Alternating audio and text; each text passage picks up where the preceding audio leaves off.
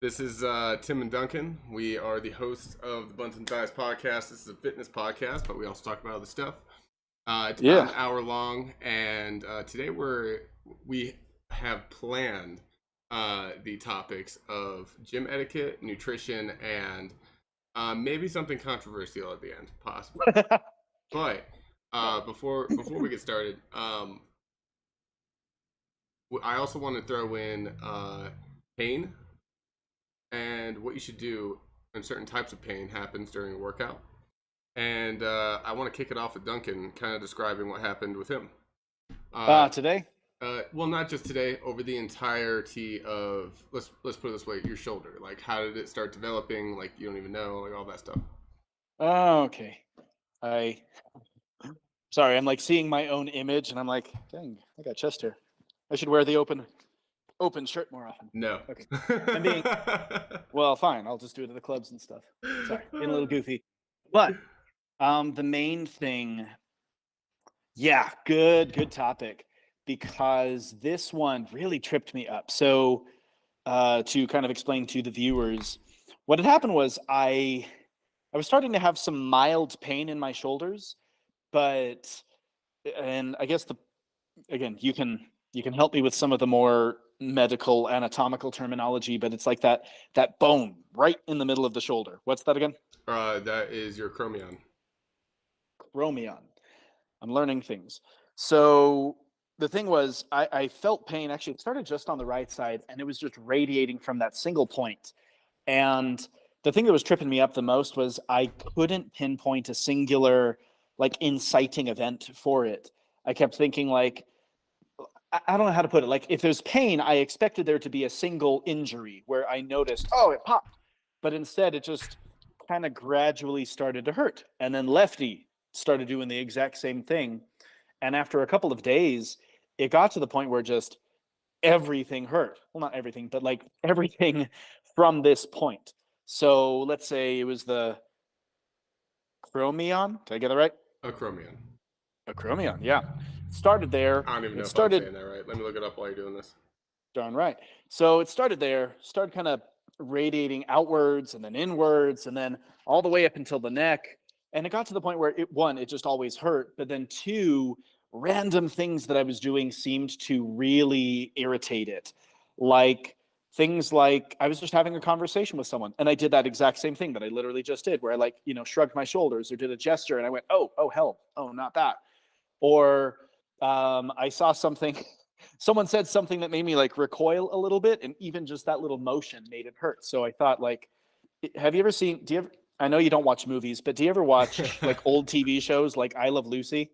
I'm watching House right now. That's not, Okay. I mean, technically that's old, but it's not the old that you're talking about old.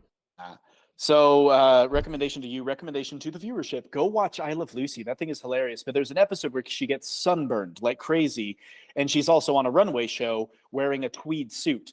So she literally is like walking as stiff and rigid as possible because it hurts to move at all.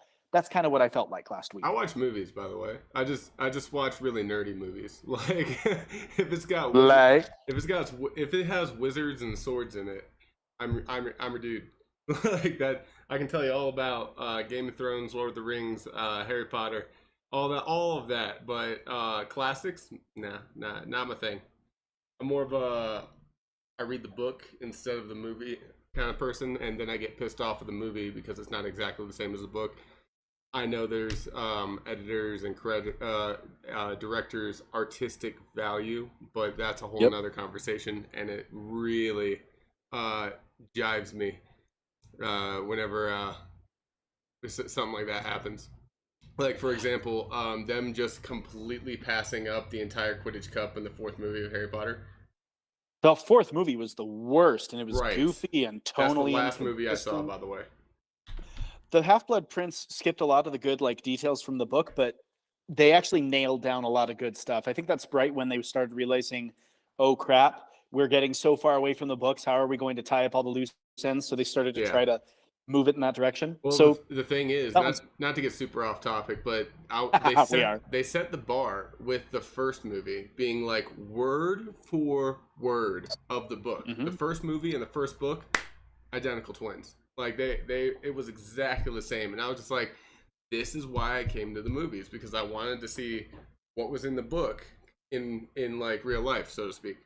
And then the fourth book happened, and let me tell you what, I was so excited about it, and so I went with my friend and his dad, and we were all like, we're about to see some real Quidditch, and then it just starts after. I'm just like, what? I Why? know.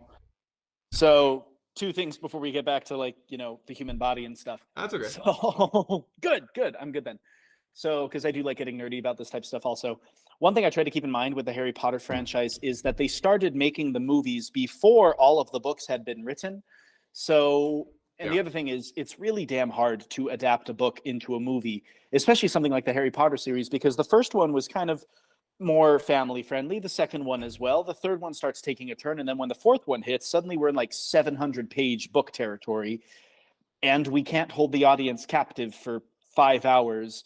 So I understand that cuts have to be made, especially like Order of the Phoenix, No, which I no, think is no, like no, no, no, no, no. They no, no, no, also no, no. they also threw your theory out the window right into the dumpster, and then the dumpster from the impact sprang itself to the dump. You know why? Because they split the seventh one into two movies. They could have made so much money if they would have just word for worded it and split it into a series of like, if they would have made it a series like Game of Thrones, it would have been amazing. If they would have also just split it up into 15 movies, like, I'd watch all of them. Yes, but I think we're gonna both be right on this one. Where you forget when they split it up into two movies, two things happened. One, it was unprecedented. Everyone was kind of making jokes about it. I was certainly like, oh, gotta milk the cash cow. And then what happened was you also had a very lopsided two movies. The second part of Deathly Hallows is very action oriented. All of the major plot things happen. Whereas the first Deathly Hallows, or part one of Deathly Hallows, they had to inject it with a lot of filler, lots of long brooding scenes of the trio of Harry, Hermione, and Ron dancing in a cabin in the woods. Like, surely we could have found better filler. So, but I'll come back and I'll still say that you got a point there, because I think that wasn't the best version of the split of Deathly Hallows. I think there's a Right. better version somewhere out there, but it was also unprecedented. No one had ever thought to do that. Now every franchise does that. Twilight did that, and Yeah. Hunger Games did that. The Hobbit way overdid it with that. So I'll at least concede that if they had started doing that with, I just I think it think, was Prisoner of irresponsible. Azkaban, It was probably, irresponsible towards the fans because the fan base is huge. Fan base is yeah. ginormous in population, and so it's a responsibility to come out with something that is as magical as the setting and as the content that they're trying to create.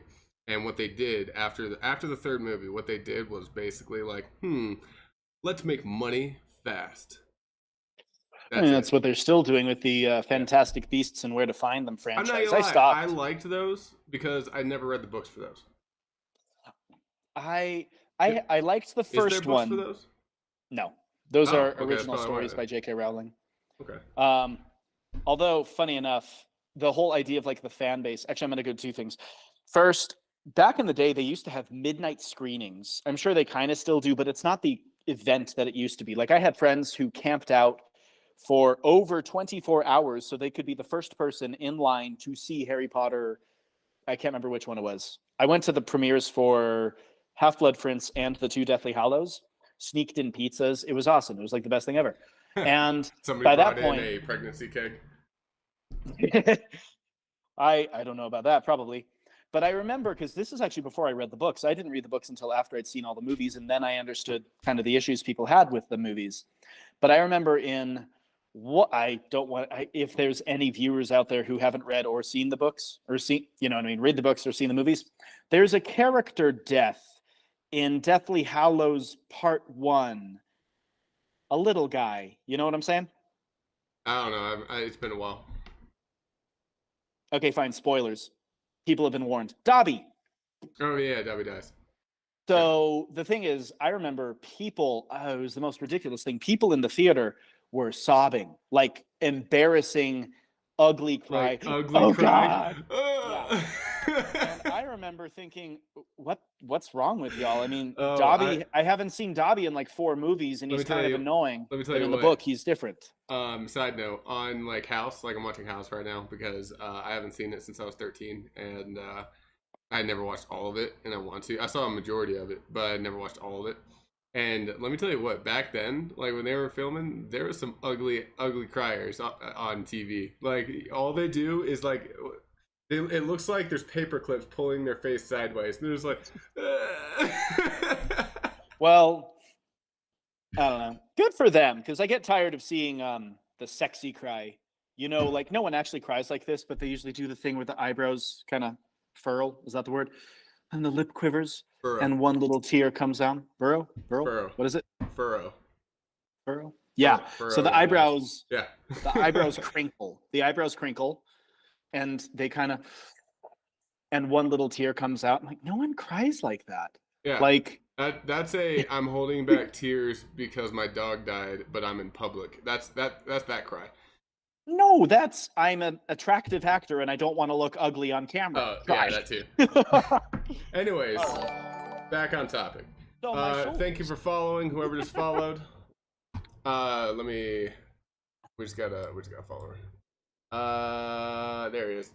Jedi 209. Hey, Appreciate it. Jedi 209. Hey, speaking of which, we were just talking about nerdy things. Yeah.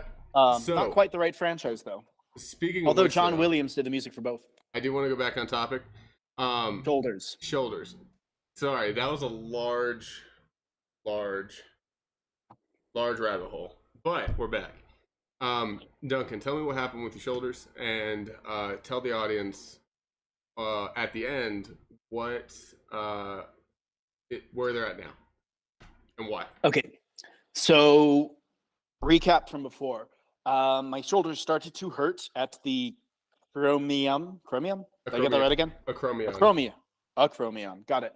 Which is that little bone that kind of like sticks up a little bit. It's like so on it the started back and it goes across, just like cuvula. right there. I know I'm saying that wrong. You're fine. So it started to radiate from there, and it was just on the right side, and just certain things that I would do would irritate it. We did a little bit of isolation type exercises where maybe you can explain a little bit of that because I thought that was Clavicle. fascinating. Like clavicle. Yes, the clavicle's in the front, the acromion's in the back. Clavicle, chromium. And they meet right here at the acromion clavicle joint. I know I'm saying that wrong, but I'm not going to look it up. Okay. Anyways, go ahead. So you had me do some isolation exercises so we could try to target like different muscles, but like just that one muscle and the interior bicep. Did I get that right? Internal bicep, just Internal bicep on the inside. Yeah. Bicep on the inside. We did an exercise and it was like, holy hell, that was like horrible. Don't ever make me do that again. And so your response was, oh, it seems like a strain. So we just need to take a couple weeks off. We're going to let it run its course because it seems like the human body is pretty well equipped to repair itself if you don't make it worse. Side but then note, I said my best guess is a strain. I want to say that. Yes, it's true because you had to do the little disclaimer like I'm not a medical professional. But yeah, just a side note. I did pinpoint. We did pinpoint where the exact muscle was because we did what I call a pan flip. With yeah. So we started over here. You brought it in. That didn't hurt you. Then you brought it up and over, and that did. And so with the bicep and the anterior deltoid working together, and that's where you felt it radiate through specifically. Before you were feeling it just all around in your shoulder, but then once you pinpointed exactly where it was, then it became very clear to you where the pain was, and then the radiation stopped. Is that correct? Yes. Okay, continue. So then the left side started acting up also and kind of doing the same thing. It started radiating from the acromion, and it was just constant pain until honestly it was bad. By the end, it just hurt. And again, your best guess was sounds like a strain. Let's give it some time and we'll focus on some other stuff at the gym. So I admit I was I was very discouraged for a little bit because again, I couldn't pinpoint the single event when it happened. Like there wasn't because that happens sometimes. You're lifting and you go, ow, that pinched, and then it hurts from then on. Whereas this one came on gradually, and I think I had even expressed to you, like sometimes I get a little bit insecure because the whole health and fitness journey is still pretty new to me. I'm a couple months in and I'm seeing great results, but it's still new to me, and I have this fear sometimes that I've hit a wall. Like, this is as far as my body will go, and this is as good as it gets. And you were very nice and encouraging and said, like, no, it'll get better. Have a little patience, which sometimes is a little difficult for me, especially when there's pain involved. But here I am now, like, I think we're in day 6 or 7 or 8 or something like that. And today was the first day that I did not have pain, which is good. But you had also cautioned me and said, okay, just because you're not having pain does not mean that it's better. Keep in recovery mode. Right. And so we don't want to aggravate it for about another week. And then after that, we'll so basically the reason why I'm asking you to tell everybody this is because when you do have a small pain, and also let's touch on this. Yesterday we did yesterday was shoulder mobility, stability, and form drills, meaning you being able to flex your back, bringing your scapula together, down, up, forward, back, down, in various different positions, and basically working on the ability to control your scapula individually and precisely.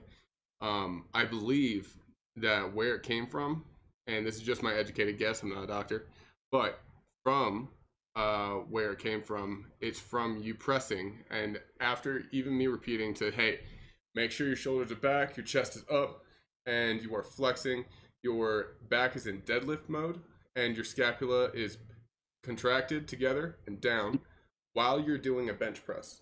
I believe that it wasn't enough and you were overusing your shoulder in a forward press. And Oh, so, absolutely. I'd buy yeah. that. And so now that we have better control and better practice, we're going to go back to that, but lightly, and come back up into where you were, back into the 60s or 50s. Yeah. Yeah. And because you were under firing the pectoral and over firing your deltoids.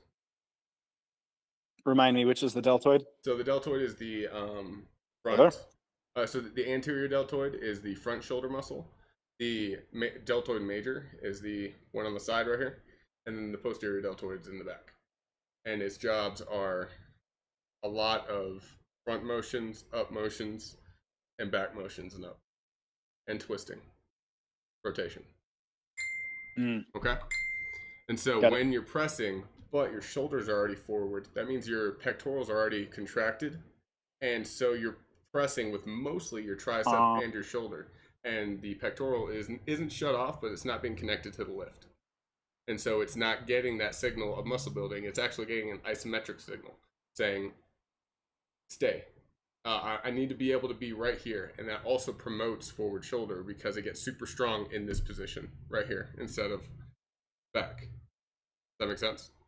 Mm-hmm. All right. So I wanted to go over all this just to basically make sure that you understand where we're at in the timeline of when I think we can go back to lifting in the upper body region. Does that make sense? Yeah. And the frontal anterior upper body region. How's your nutrition doing? It's been okay. Okay. I think like a week or two ago, I don't remember what my deal was, but I kind of had some backsliding moments and I ate everything in sight, including all the cakes and pies. And that was not good of me. But this past week or so, it's like we always talk about, prioritize protein. I still don't, you caught that earlier today on our session. I don't think I'm doing enough carbs. And I think I have a bit of that's another thing we talk about a lot, is that a lot of the issues are totally in the mind. It's all mindset type stuff. Mm-hmm. So I feel like I have come to understand or come to believe that carbs are just bad. Like, if you want to lose weight or if you want to get fit, you got to avoid carbs because carbs are the devil. And I'm still trying to break myself of that habit and realize, no, carbs have a utility. They are necessary for certain things. So I still find that I probably am not getting the right amount of carbs because I'm maybe a little afraid of them still. All right. Well, how about this? You're not trying to lose weight. You're trying to gain muscle. Mm-hmm. So, But that's the other thing is I've yeah, always like heard, oh, if you want to gain muscle, you gotta eat nothing but boiled chicken and brown rice. Like literally, that was what a friend told me way back in the day. that And all by back in the day, I mean like right. 5 years. Well, that is terrible advice. I I think you know. know that. But let's I talk do about now. why. So, when it comes to losing weight, you know that gaining muscle is the best way to lose weight and keep it off because it's raising your metabolism, and you have to be nutritionally healthy in order to lose weight without steroids. So, in order to gain muscle at a good rate, you have to be healthy. You have to be nutritionally healthy. Your micronutrition has to be in check. Your macros need to be in check. You need to have a healthy pro tissue support system, and you need to be eating in a healthy way. And so, it's the exact opposite of starving yourself to lose weight, and Yep. which is malnutrition, taking away your micronutrient profile, usually cutting out carbs, not enough protein, not enough food whatsoever, and mainly just jumping from diet to diet in hopeless cycles. So, do you remember telling me that?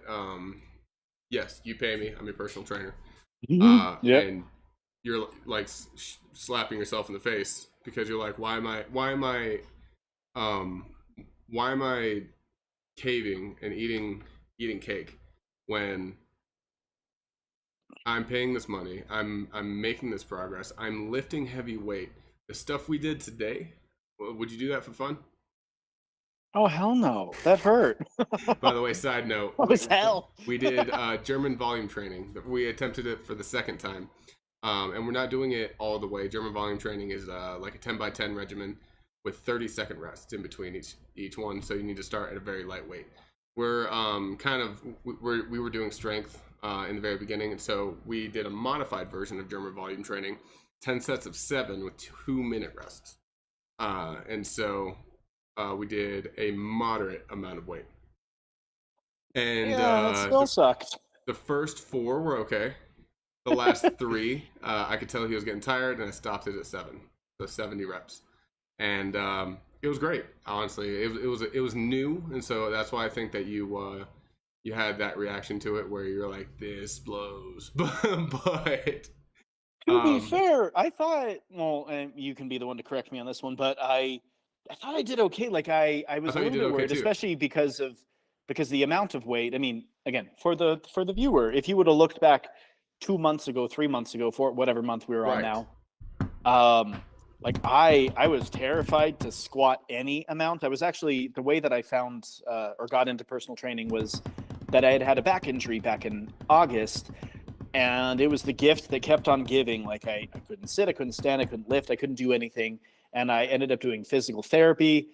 That I'm not going to get into the fun insurance issue nightmare that has been, but that is Huh. still ongoing. Oh yeah, but that's a different story. Really? So then, yeah, yeah. Anyway, it's the gift that keeps giving.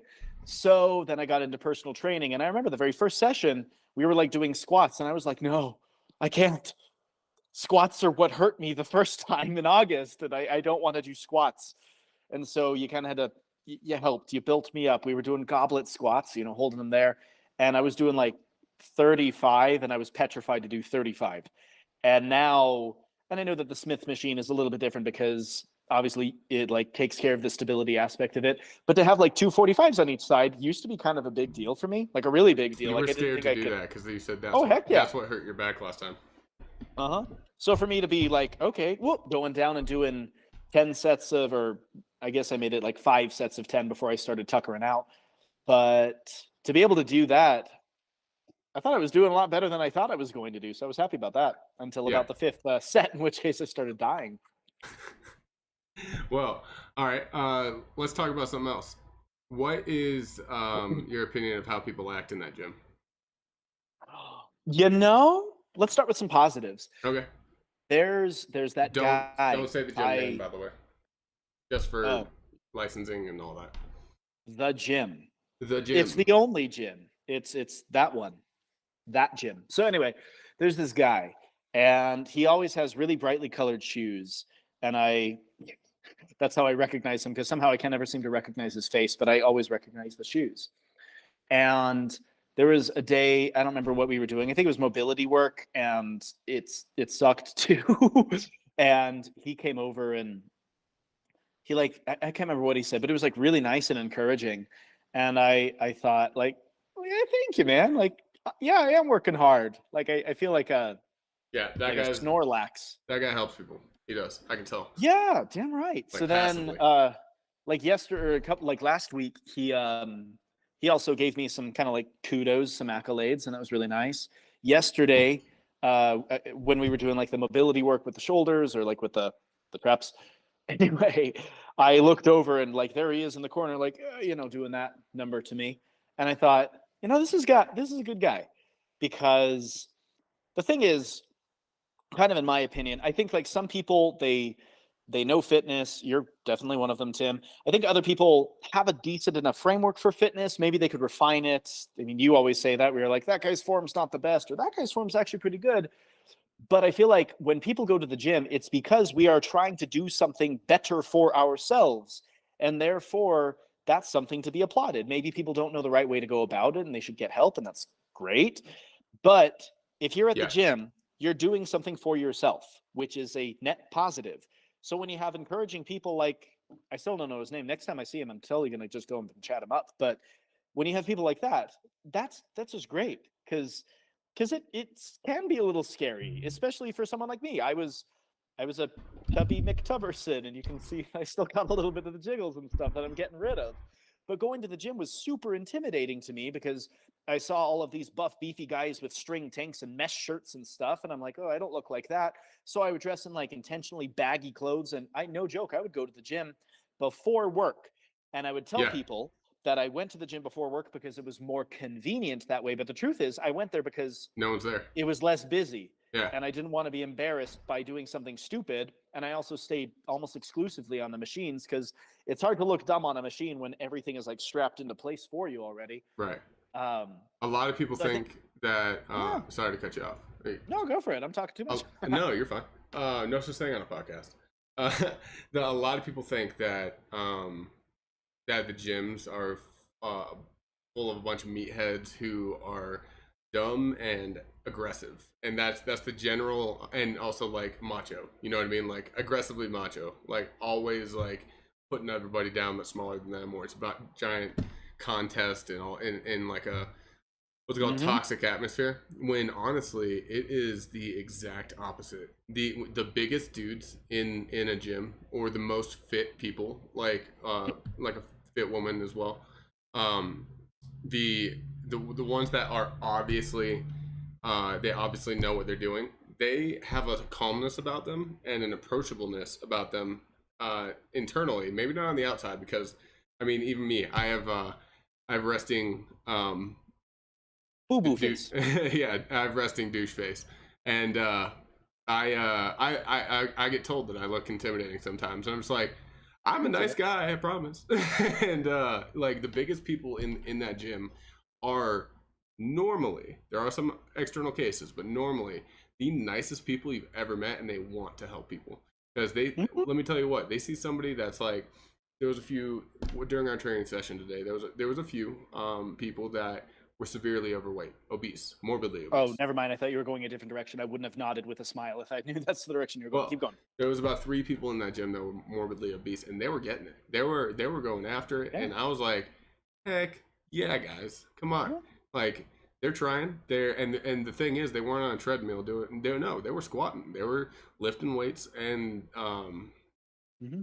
it's it was apparent that they needed a little bit of guidance, but the thing is, they were there and they wanted some help. Well, but also they're not going to go and ask somebody. So there's like a wall there, and you'll have the guy that tries to go up girls and mansplain how to do things. Like, oh, so I actually saw this literally 3 days ago in another gym, and I was doing some pull downs, And so the 9 station where there's like stations with the row and then the pull down and then the other pull down on the side, and then the 2 cables on the inside and then the same station on the other side. Yeah. That's called a 9 station, or just how many stations there are that number station. And so I was on one of them, and I was facing this woman on the other side, and then there's this dude doing cable flies in between to the right of us, right? And she was doing tricep pushdowns on a flat bar on a cable that is above her, and so she was just doing this right here, and Yeah. he stopped her and was like, "You know what? You don't want to do it like that. Let me show you." And he literally grabbed it from her. It was, and then like got in place and was like, "So you want to do this?" And the entire time he was telling her the wrong information. I was just like, I was watching. I was like, huh. You're gonna be rude. You might as well also be right. Right. I was just sitting there like, oh my gosh, all right, I'm gonna watch this. And so he was like, so what you want to do is flex when you're at the mid. So he was saying, don't go full range of motion, only go half range of motion and flex, and then press down because it's not necessary to go all the way up, and you'll hurt your elbow. And once he was done, she looked highly uncomfortable the entire time. I was just like, oof. Oh man, this is bad. And so once he was like maybe 48, 45 between there, and she was like 30. And yeah, and he was obviously doing this to open a conversation and try to hit on her. I was just like, this is bad. This is so bad. This is why we can't have nice things.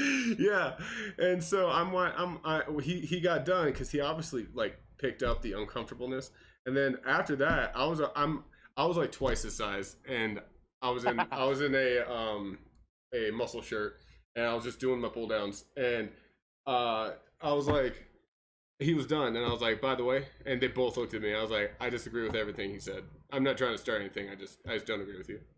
And then I just went back to lifting, and she's like, okay. And then she went back to doing exactly what she was doing before. I was like, ha.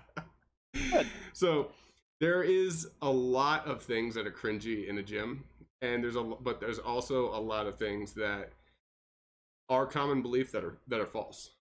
Gyms are one of the most accepting places for somebody that is not in shape. But the thing is, people that aren't in shape, their idealism, most of them, 95%, is they don't want to go into a gym because they're uncomfortable there, because they feel like they're going to get judged. They don't know what they're doing, and it's just this giant fear of even stepping into that place. And so that's actually one segue on why a personal trainer is a great option, is because you bring somebody in there, and all of that confidence is put into that trainer, and that confidence that you know what you're doing is reflected off of your ability to trust that trainer. But basically, I wanted to say this because a lot of people have this fear of the gym, and there are some people in there, but there's those type of people everywhere. You know what I mean? If you're trying, 90% of the people in there are going to be like, heck yeah. 10% of the people in there know what they're doing, and they might come and help you. Yeah. Yeah. And I feel like, well, a couple things. One, I already said I was very much that person who didn't want to go to the gym. And that was kind of the reason. I felt like I was incompetent. And in a way, I guess I was. I really didn't know what I was doing. And I was not just afraid of, like, being judged, because I think that is a little bit of a, I don't want to call it selfish, but it is a little bit of a selfish mindset. Like, I'm afraid of looking bad in front of other people. But you've gotten a lot better at that. Oh, yeah, I know. You really have. Thank you. But I think it's also because I have gained in competence. Like, obviously, there are still things that I need to clean up my form on, but I also know that when I go and I'm picking up some weights and I'm going to do some exercises, that I know what I'm doing now. And again, maybe I'm not lifting as much as I want to be lifting more right now. You and I have talked about that a lot with the bench press, because I hit a wall and I just won't let you progress past that. Wait, what? I just won't let you. Oh yeah, well, it's good because if I if I let my ego, which definitely does get in the way sometimes, I'm like, no, I want to lift this. And you're like, put it down, go get that. And then I throw a little 2-second tantrum and I'm like, but, and then I lift the appropriate amount that you've told me to lift. And I go, oh yeah, this is the right weight. I would have died if I tried 20 pounds more on each side like I wanted. But the more that I have gained in competence, the more I'm like, oh, I can't even remember the last time that I got on a machine. Actually, that's kind of a lie. We did the leg press, but that doesn't count because that's like a different thing. That was part one. I can't remember what part two was. Oh, I was gonna say just that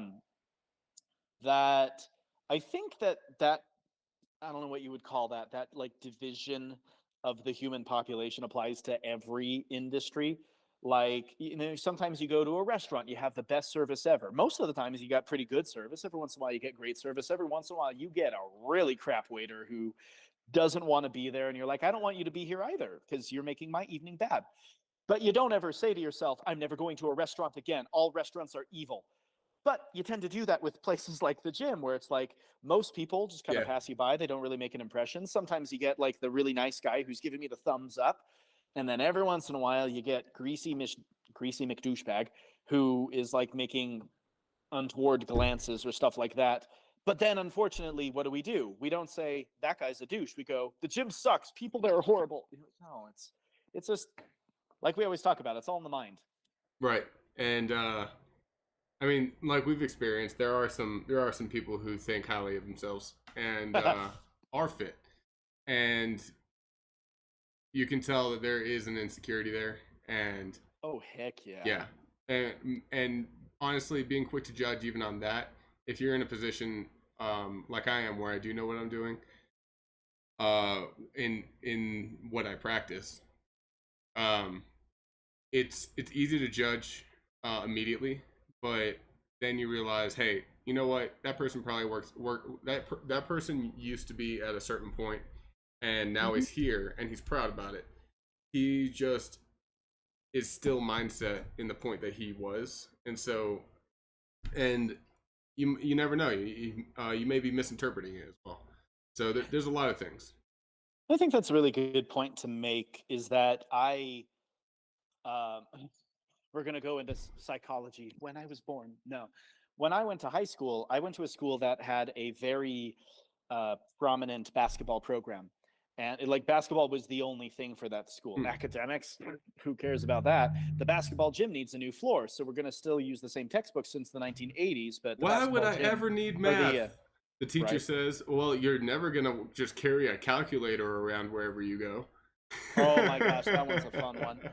But anyway, what I'm getting a little off topic with the basketball gym floor, but I guess No, what I'm go trying ahead. to say is I went to a school that highly, highly valued above all other things, above all over programs, above its academics, even valued its athletics.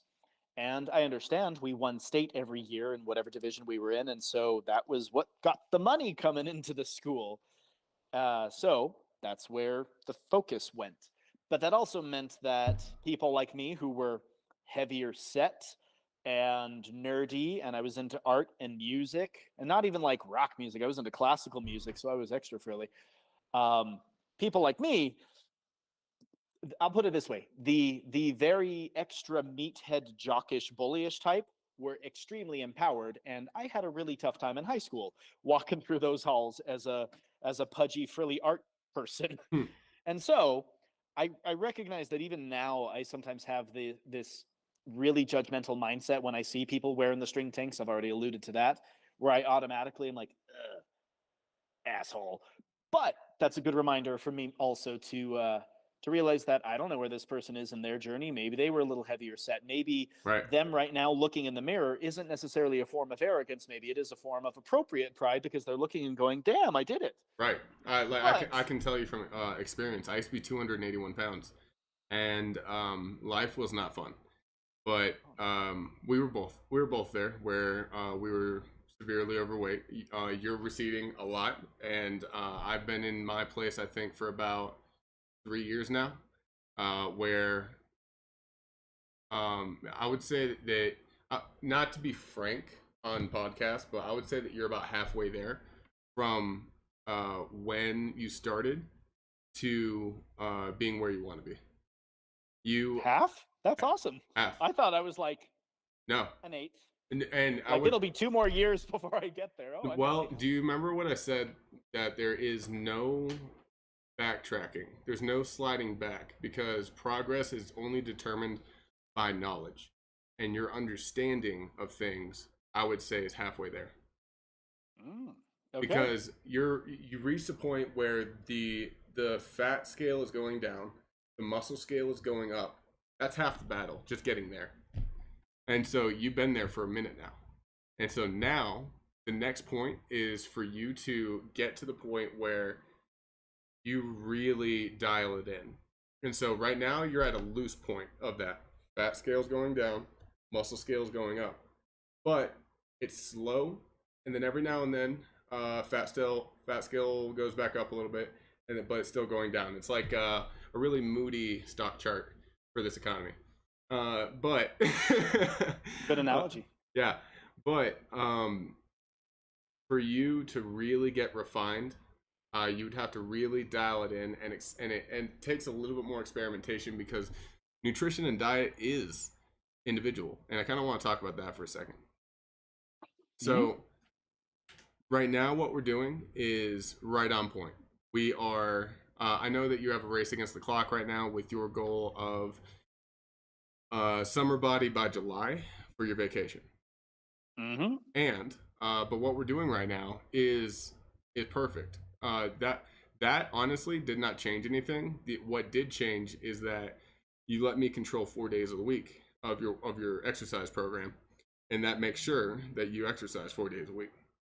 And then on top of that, I'm making sure that we don't backtrack in any way.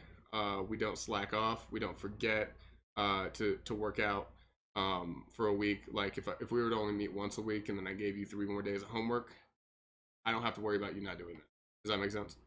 Yeah. As long as we're working on something, we're in the positive direction.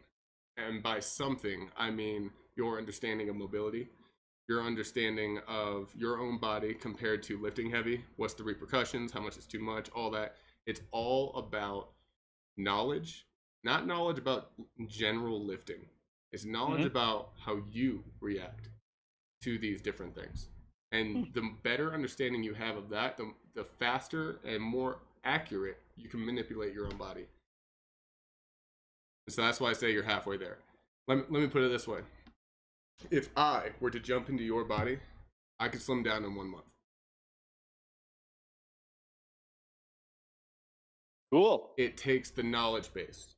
And that's why I say that you're halfway there. Because once it clicks, once, like, this is why we're jumping from topic to topic in our training and going from this mode to this camp to this style of working out is basically I'm well rounding you like the school system is supposed to do to children. Wait, I work for the school system. How do you? But Just fun.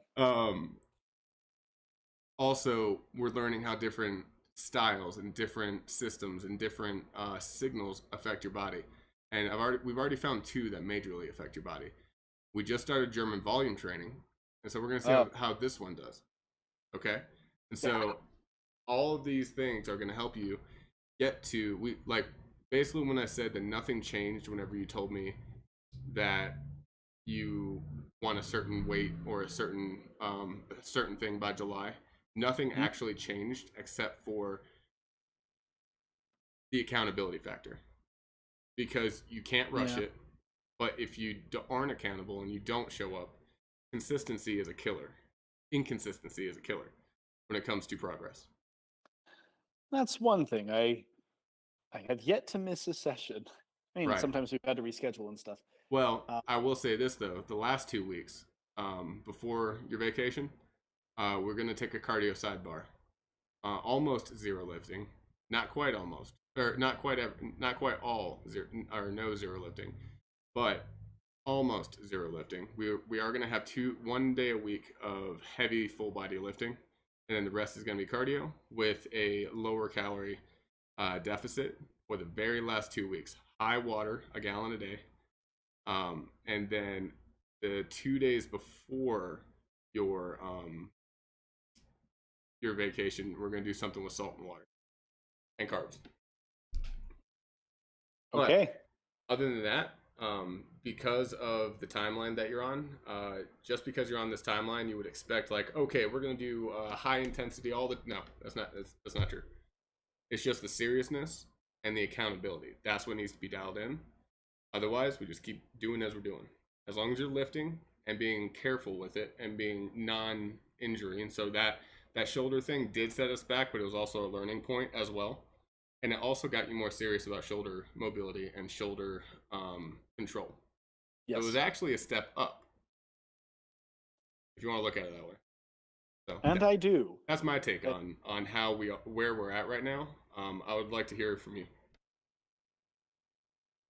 I agree with everything you said. No, one of the things that I think is really helpful in kind of any walk of life, but especially it's been very useful for fitness, is having that more constructive mindset that says that there is no such thing as a setback, there is no such thing as backsliding, there's only learning. So maybe you didn't hit this particular goal in the time frame that you wanted, but look at the other stuff that has come about from it. So again, with the shoulder, it's like, or even let's go back to the bench press, because when I was doing the uh oh crap, what do you call those things? The dumbbells. So when I was doing I know I couldn't think of dumbbell. Um, so when I was doing the dumbbell press, and I hit that wall where I like could not seem to get above 45 on each side, and I remember like, why can't I? Like I was progressing so well, so fast, and now I've been at this weight for like 2 months now. What happened? Is it something I did? Is it something I should be doing? Is it? And again, I kind of beat myself up for that and said to myself, like maybe I've hit a wall, like not just a wall that I need to break through, but maybe this is it for me. Maybe this is as strong as I'm gonna get shoulder wise or pec wise, whatever. And you had said no, actually it's, I mean, yeah, you've hit the wall here, but the issue isn't the shoulders or the whatever the muscle group is. The issue is the stabilizers, so we got to work on that. And the more that we continue to do this, that's going to have a ripple effect for this, and before you know it, you're kind of waiting for this other aspect of your body to catch up, and then your progress is going to catapult again. And that has been really, really advantageous for me to have that mindset of slow and steady wins the race. Because I think every single time that I had ever tried to get fit or healthy in the past, it had always been starve myself. So go from eating whatever to nope, 1,200 calories for the rest of my life. And then I die off after 2 weeks and start eating pizzas again. That plus, I'm going to work out 2 hours a day. I think it's like we'll call it the New Year's resolution mindset. It's January 1st, no more cookies and 2 hours at the gym. And then I tire out. Whereas this time, and the more I go through it, you're right. It's maybe not quite as high intensity all the time as I would have thought, but it's more like, well, no, we're going to work on this now, and that's going to impact this, and then we're going to come over here, and it's just more cyclical in that way. That makes sense. Yeah. Oh yeah. And no, that's exactly what I want to get across to our viewers is that working on one thing at a time is a good thing. But know that it's not just that one thing. It's not just powerlifting. It's not just CrossFit. It's not just cardio. It's not just all these things, all these different, even rep ranges. Those are different camps. Some people let's put it this way: the bodybuilder aspect or mindset. The bodybuilder mindset is high reps, low weight only. That's it. But I've actually met, and we know of a mutual bodybuilder who is hugely professional. That once he got out of that mindset and started doing strength training, which was low reps, heavyweight, he actually got bigger in size because he'd never done that before. And basically it's all inclusive. Fitness is a beautiful, magnanimous.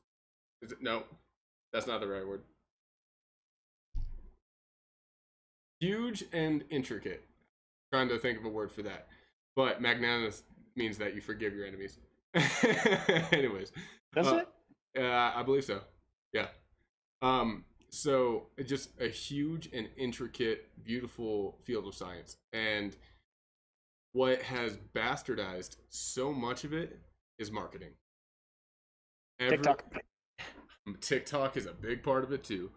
Marketing, TikTok, all the Instagram get rich quick schemes that actually work because they are preying on people's ignorance and insecurities. And they're like, hey, look at my body. I must know how to train. And I found out the hack, secret, whatever, put in clickbait word here. I found out the blank to lose weight, have abs, and you don't have to do much. Just this secret right here. And I'm just like, I hate every single one of you. Like, go Could I ahead. share my experience about how that how I actually fell victim to that? Please do. So I can't remember the guy's name, but one of the main things that got me kind of started on wanting to really get my fitness in check, and there was a couple things. I started to look ahead at my parents, love you mom and dad, and I just started to see that, you know, their bodies aren't working as good as they used to, and they're in their 60s now, coming up on their 70s. And I thought I really need to get the upper hand on this so that I'm not in pain all the time like they seem to be. Love you mom and dad. But I also saw this guy on, I don't know how he came up, maybe just like a Facebook article or something. Gwilyn McPew, I don't know. Anyway, he was Pepe Le Pew. very he was Pepe Le Pew.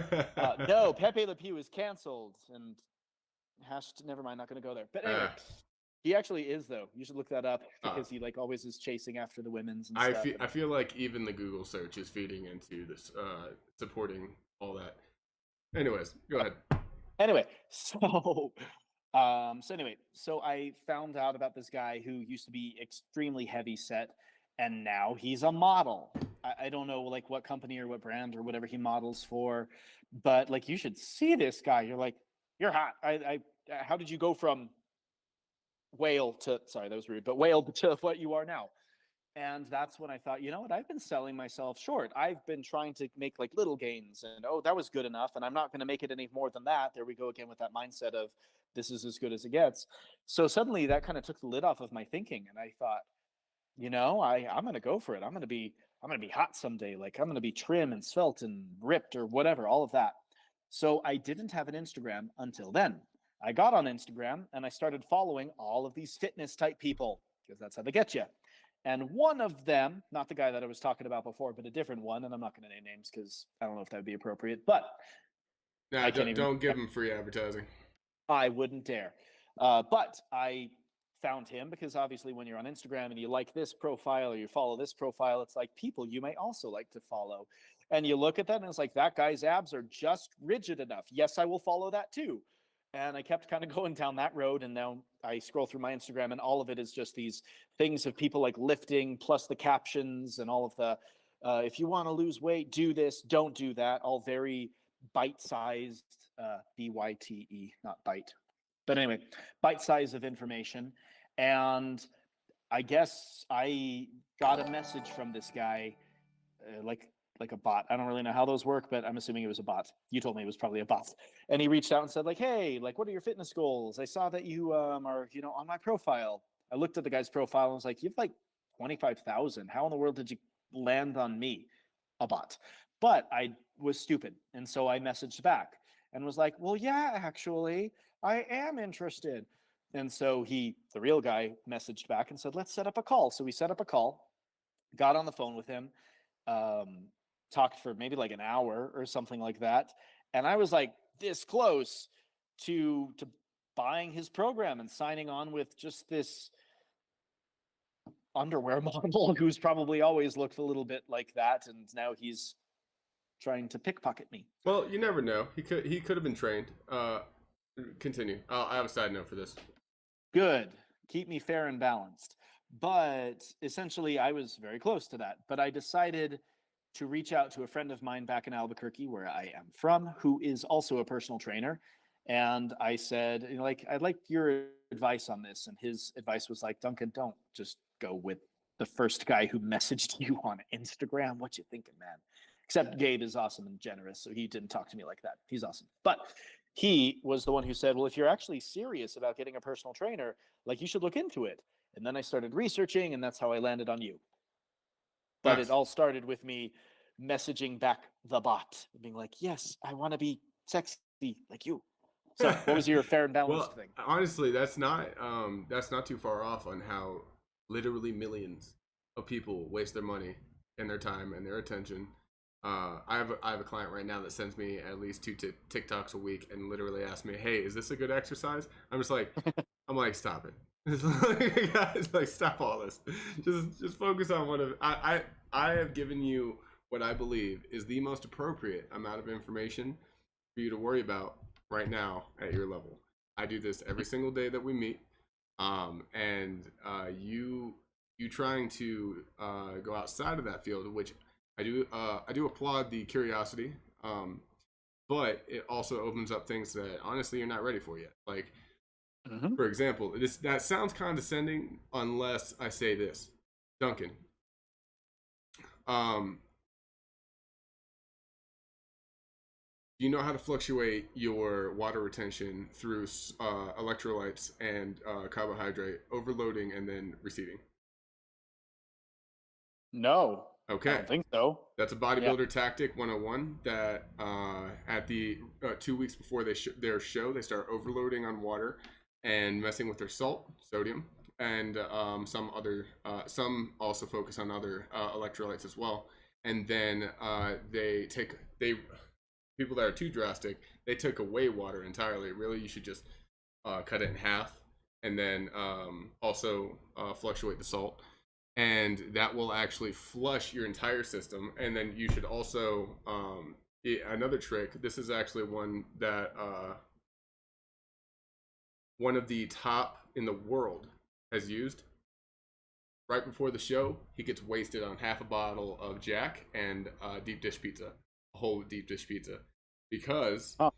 it sucks the water into the muscles. So you want to dehydrate yourself, or not, you want to overhydrate yourself, dehydrate yourself, and then overhydrate yourself again, so that it fills, or underhydrate yourself. It fills the muscle bellies with glycogen, and so your muscles look fuller, while it lowers your water retention, and so your skin looks less flabby. That's the kind of intricacies that come into this this kind of stuff, and That knowing, doesn't. yeah, knowing like what a Russian twist is and why it's useless. It is. Why it's useless is not something important if right now the biggest thing that me and this other client are worried about is his hips. You know what I'm saying? Yeah. Yeah. And so uh that was kind of a tangent that I kind of went off on because I just reminded myself of this problem, but it has to do with basically people not knowing what they're doing. They're looking at people with abs and muscles and seeing that as authority for them knowing how to train others. When Oh, yeah. those people don't know how to train others, they don't even know how they got there. They just know that I lift this way, and so this must be the secret. So not all of them are actually trying to trick people. Some of them just don't know that the same thing doesn't work for the population. It works for them and their genetics. Mm-hmm. That's it. Like, I eat this way, I do this, so this must be the secret for everybody. That's just not true. That's not. There are thousands of different versions of how to train somebody, and only one works for each person. And so, yeah, yeah. So it's very very complex when it comes to the different variables. So that was basically my entire wrapped up burrito tangent of if now this podcast is the exception, so don't not this one, but don't go to TikTok or Instagram for your fitness advice. Don't go to TikTok ever anyway. Right. Sorry. I am a teacher and therefore I hate TikTok. Like, Yeah. I hate TikTok so much. I could see it as a marketing tool, but honestly, I really so this At is gonna be what cost? this is gonna be a non-fitness tangent. Oh my gosh. So my girlfriend has a TikTok, and she showed me that she did a dance. And it was cringy as fuck. And I was just like, I looked at her and she was like, "What do you think?" I was like, "Don't ever do that again." And she's like, "What?" I was like, "You want to? I'm an honest dude. You're dating me, and you know me. I'm not gonna hold back. Like, don't ever do that again. That's the cringiest stuff I've ever seen in my life." And she was a little miffed. She was like, "I can't believe you said that." I'm like, "Well, first of all, I think everyone on TikTok that's doing TikToks of like, have you ever seen somebody try to record a TikTok of a dance? There's no music. They're just doing like motions, with no music whatsoever, and they're trying to time it with the time that they press play, and it looks so bad." And then knowing that that's what they were doing, like I saw a bunch of teenagers in the mall doing it. I'm just like, ah, Mm, yeah. Like I it's so bad. I hate it. it I is really do. last year, especially at the school that I taught at, which is not my current school. My current school is like the best job I've ever had, truly. But last year, a little bit different, and a lot of the kids just love to do all those TikTok dances and all those TikTok challenges. And I just remember thinking, I didn't even really know what TikTok was at the time. That was kind of my exposure to it, and I just thought, "Oh, this is not good. I hate this so much." Uh, and again, maybe there are some positives to it that I don't want to find out. I'm going Well, to keep distance and wait till it gets canceled or whatever. I think that's a good note to end the podcast on. We're getting close to. We're a little bit over. We need to So, talk about Harry Potter, though. Come oh, back. the moral of the story is, don't watch TikTok. Watch this podcast, and be nice to people Read in the the Harry gym. Potter books. Oh, Yeah, and that's right. Yeah, be nice to people in the gym. yeah, and practice as many different types of fitness as you can find, because all of them are. All right. So my name is Tim, And I'm Duncan. and podcast out. Catch us next week.